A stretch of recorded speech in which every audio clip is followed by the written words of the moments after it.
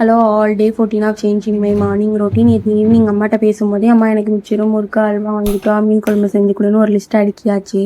லீவில் காலேஜுக்கு விட்டு ஊருக்கு போகும்போது எனக்கு இதெல்லாம் செஞ்சு கொடுமான்னு கேட்குறது. இப்போ கல்யாணம் ஆகி வந்ததுனால என்னை பார்க்க வரும்போதெல்லாம் இதெல்லாம் செஞ்சு கொடுங்க வாங்கிட்டு வாங்கன்னு சொல்கிறது.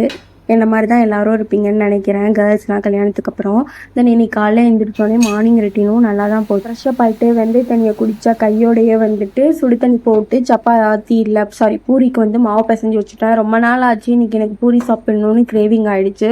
ஸோ நான் ஃபஸ்ட்டு பூரிக்கு மாவு பிசைஞ்சு வச்சு டீ போட்டு குடிச்சிட்டு தென் சன்னா மசாலா கிரேவி ரொம்ப பொறுமையாக செய்யணும். ஆனால் இது ஒர்த்து ஃபார் த ரெசிபி. இது சப்பாத்தி பூரி தோசைக்கு சூப்பராக இருக்கும். மார்னிங் பூரி தின்னோம், நைட்டுக்கு சப்பாத்தியும் தோசையும் சுட்டு தின்னோம். ரெண்டுக்குமே சூப்பராக இருந்துச்சு. சுட சுட சாப்பிடும்போது இன்னும் டேஸ்ட்டாக இருக்கும். எக்ஸ்ட்ரா 2 சாப்பிடுவீங்க. இதோட ரெசிபி நான் ஆல்ரெடி போஸ்ட் பண்ணிட்டேன், லிங்க் கொடுக்குறேன், செக் பண்ணி பாருங்க. அதுக்கப்புறம் டைம் சேவர் பூரி மாதிரி ஒரு பெருசாக பூரியை சப்பாத்தி சைஸுக்கு நல்லா தடிமனாக தேய்ச்சி 4ஆக கட் பண்ணி சுட்டுட்டேன். ஏன்னா அவங்களுக்கு ஆஃபீஸுன்றதுனால கொடுத்து விடுறதுக்கு இதையே செஞ்சுட்டேன். பாய்.